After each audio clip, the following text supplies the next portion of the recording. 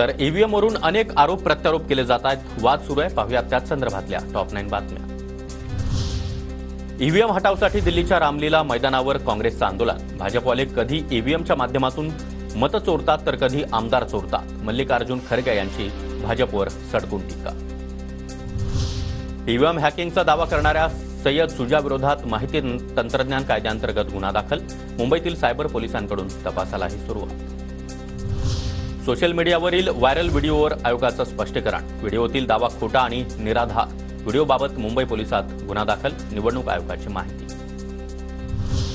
मतदारांची संख्या वाढवल्याबाबतच्या याचिकेवर सुप्रीम कोर्टामध्ये आज सुनावणी।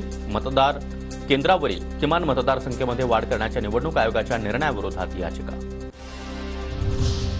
ईव्हीएम विरोधामध्ये महाविकास आघाडीनंतर मनसे देखील आक्रमक। वाढलेली 65,000 मतं त्यांनाच कशी पडली? मनसेचे माजी आमदार राजू पाटलांचा सवाल।